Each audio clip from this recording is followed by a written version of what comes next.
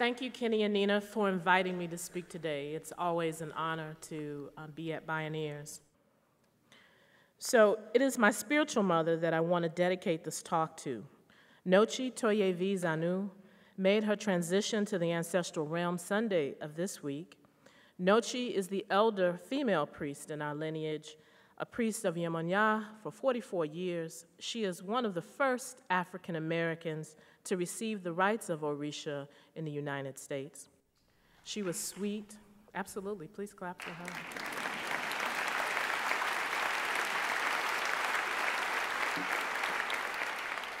She was sweet, kind, and loving, and she will be missed by all who knew her. I praise my elders because if Nochi and my other elders, Baba Osurgiman, Baba Metahochi, Iolosho Shango Aniola, and all the others did not do what they needed to do, I could not be who I am today. If we stand strong, it is because we stand on the shoulders of those who have gone before us. I am indeed standing on strong shoulders. I have always been a person that was concerned about living with purpose. From the time that I was a child, I've always wondered why I was born the person that I am, and what was I supposed to do with my life. It has always seemed to me that my life had a purpose, not just one calling, but perhaps several that evolved over time. In this way, my life has always seemed to be reflected in my activism. Over the years, I've tried to follow those callings. This has led me to do different things at different points in my life. For example, I led the creation of a women's halfway house called Sister House after my own bout with substance abuse was over. As a younger person, I worked at Operation Push as a youth organizer and got a chance to see how community change actually does occur. None of that, however, is what I was thinking about while I was pregnant with my son, Wade. I would lie awake at night and wonder, what should I do to protect my son, a black male in the United States? You see, where I live, these accidents happen to black boys. They happen to girls too, but I'm going to focus on boys right now, my son in particular. These accidents that happen, what are they? Well, they accidentally get shot, or they accidentally don't do well in school, or they sometimes accidentally end up in the criminal justice system. Some may say that these things that just happen to black boys happen accidentally on purpose. Whatever the case may be, the issues of race, gender, and class oppression are played out in these accidents that occur. The question still remains, though, what can I do to protect the potential of my son? Now, that may sound like a bizarre question, but for me, it was a question that required serious thought. I had to have a plan of action. I promised myself, whatever that plan of action was that I would protect my son's potential with my life. My son's birth was marked by a naming ceremony. His name, Wade Cameron Redmond, he's a child of Obatala. He is named after the oldest male relative on my mother's side of the family.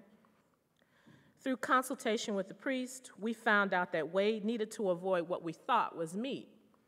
Since we were breastfeeding and basically vegetarians at that time, that wouldn't have been a problem. What we did not know at the time, though, was that the oracle was trying to tell us something more profound. My son was born with severe food allergies. His allergies did not become apparent until he was 7 months old. At first, my husband and I noticed a little fussiness after mealtime, but we dismissed it. One day, when we went out to breakfast, I gave my son a little bit of milk with some cereal. I watched as his face swelled up, his eyes swelled shut, his face filled with tears. He was obviously in pain. But I could not do one thing to make him comfortable. As we raced to the hospital, I began to wonder if my son was going to die. At the hospital, I wanted answers. I wanted to know, how did this happen? How could we stop it from happening again? But no answers were readily available. Now, this is where I really kind of rant and rave about the medical community. But I'm not. I'm just going to say one thing. Just one. Doctors are not always the smartest people. They are the people who stay in school the longest.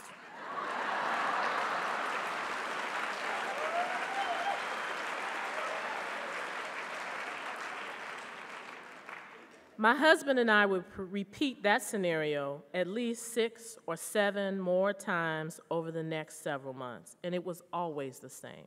My son would be exposed to the allergen. The allergic reaction would cause him to wheeze. The wheezing could not be controlled unless we took him to the emergency room, and then my son would be hospitalized for at least a week. The last time my son was hospitalized, the medication to control his wheezing was not working fast enough. The doctors transferred my son to an intensive care unit and asked to put my son on a machine that they called a BiPAP. They told me that this machine would help my son continue to breathe in the event that his little lungs decided that they could not continue. I had only one prayer. Sweet Orisha, please, please let my son live. The day that I saw my son on that machine, I made a promise that if he lived, we would never, ever be back there again. Because I would learn all I could about food. I would learn how to feed my son. As a result of his skin test, we found out that my son was allergic to eggs, all dairy products, peanuts, and shellfish. When we went home, I did what I do best. I read. I read all that I could on food and food production, ecology, and the environment. Eventually, that evolved into a study on land and land stewardship. I read books and essays by Wendell Berry, Michael Abelman, Andrew Pollack. I read the New York Times, Michael Pollan articles. I read about how food was produced. I searched the internet. I constantly stayed on Organic Consumers Association's website. And I have to admit that I watched a lot of food TV, too. But there was something missing. It was the story of my ancestors and their connection to land. What did land mean to them? As the Africans who were brought to this country and made slaves to work the land, surely we have a relationship to it. It always trips me out when I'm in meetings at home and I go into a meeting and there's a group of farmers and there's no farmers of color, and they kind of all turn around and look at me and say, exactly when did you get interested in farming?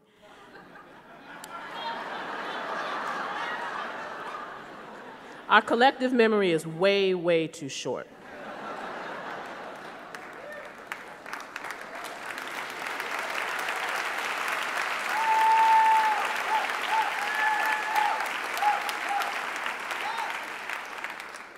I hungered for the African American story as it relates to the land and ecology and the environment.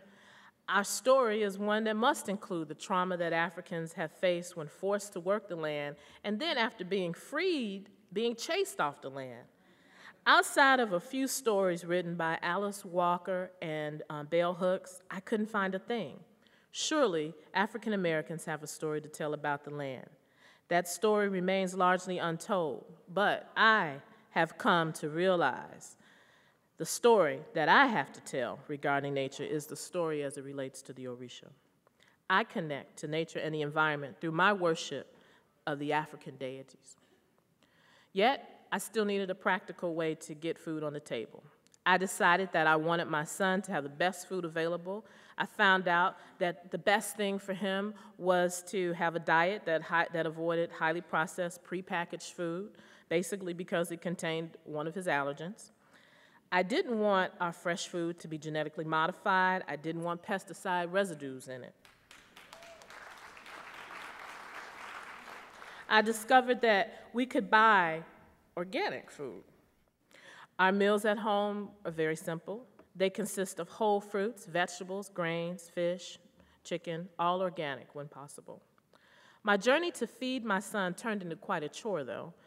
Pregnant with my second child, I would drive all over the city of Chicago to find organic food.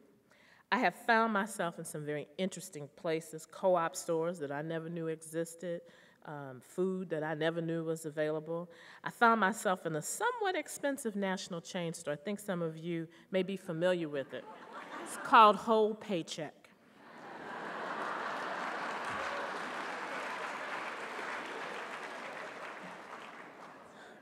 Living on the west side of Chicago meant leaving my community to get food.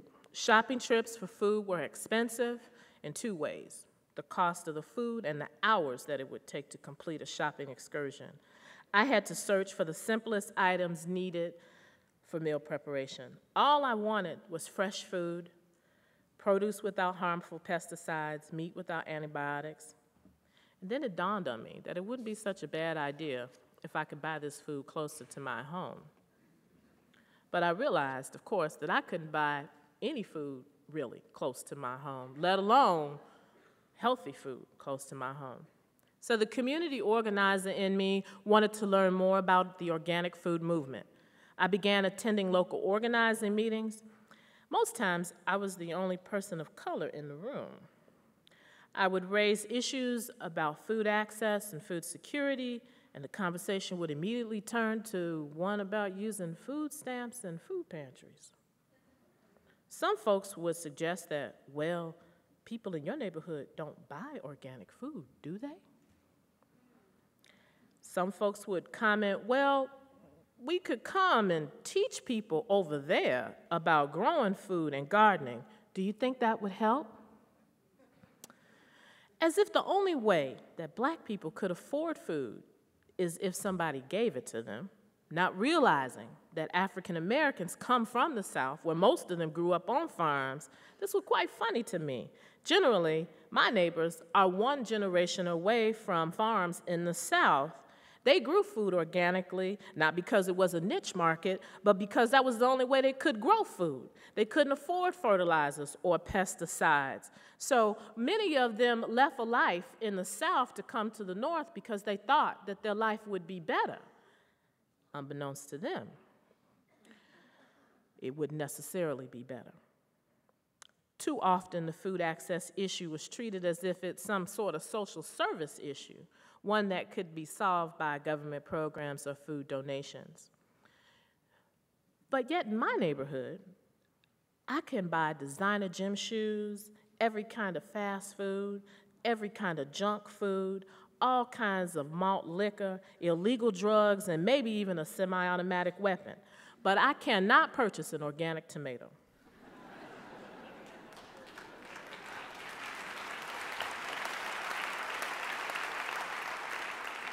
When other communities are considered, the same food access issue is looked upon as a profitable business opportunity. If we are truly going to develop sustainable food systems, then everyone must be included as a potential end user of that system. If we want sustainable communities, then we must talk to everyone about how that will occur. Diversity is critical to sustainability. Cultural diversity is crucial to the sustainable agriculture movement, yet we must remember that diversity is about much more than race and ethnicity. It is about class, sexuality, and gender. Sustainable food is for everyone. We need to build a coalition of people concerned about communities of color and food systems. I'm tired of asking for space to be heard. I'm honored to be invited to be heard at Bioneers.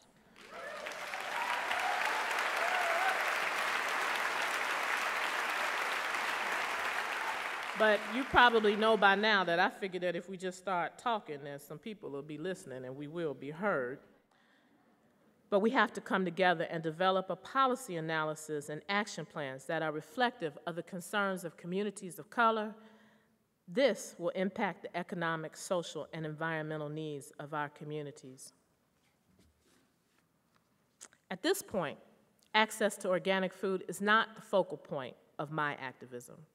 I believe that food must come from local sources. Pesticides and fertilizers are important considerations, but as long as organic food is priced only for wealthy people, it just isn't a viable solution for the health needs of my community.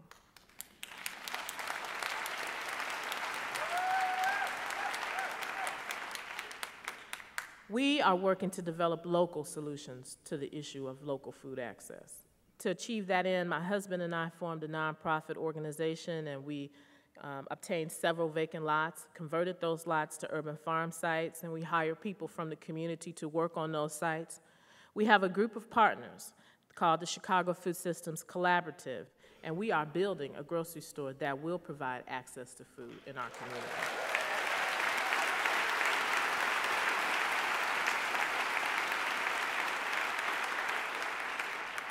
But you know, we want to get even closer to the community. See, I want to have something where we grow and prepare food, and folks come by and they eat the food, and then we can have a practical conversation about the food system.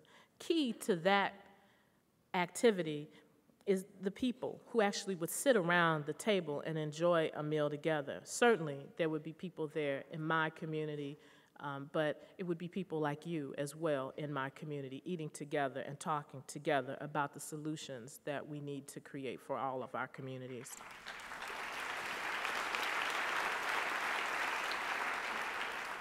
There is a sister here, Tiffany, and she does something like that. She calls it Sankofa's Kitchen. Sankofa Kitchen suggests that it's a return to the ancestral kitchen. She's absolutely correct. We have to return to our ancestral roots in order to feed ourselves.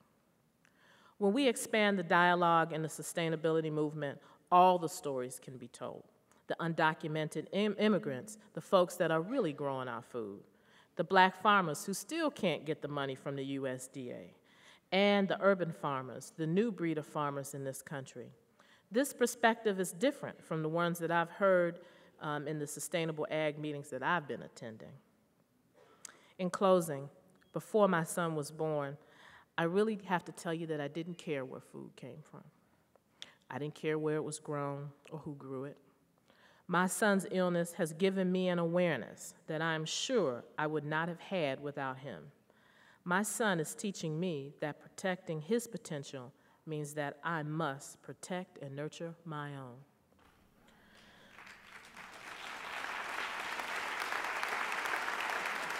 I'm going to show you a short video, and this will tell you a little bit more about our work.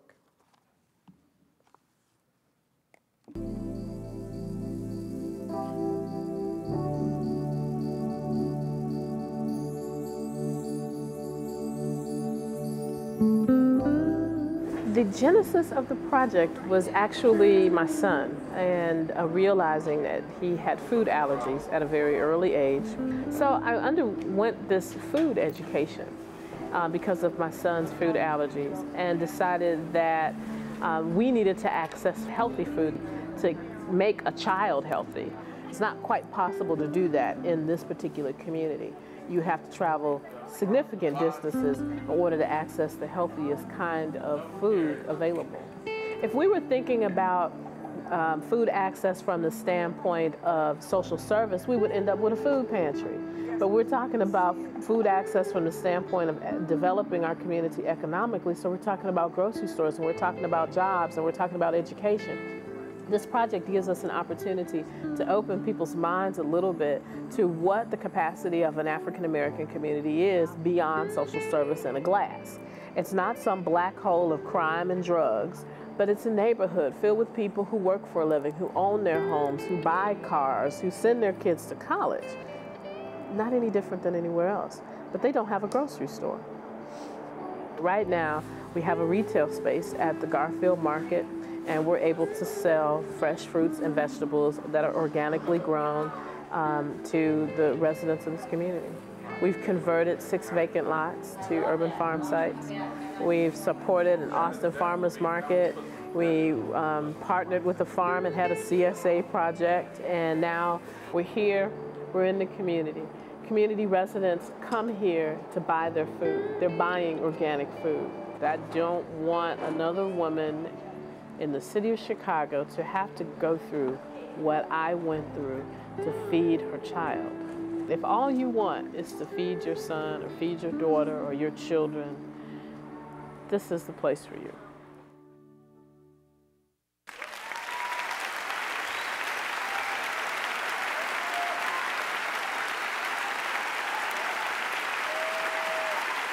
Thank you.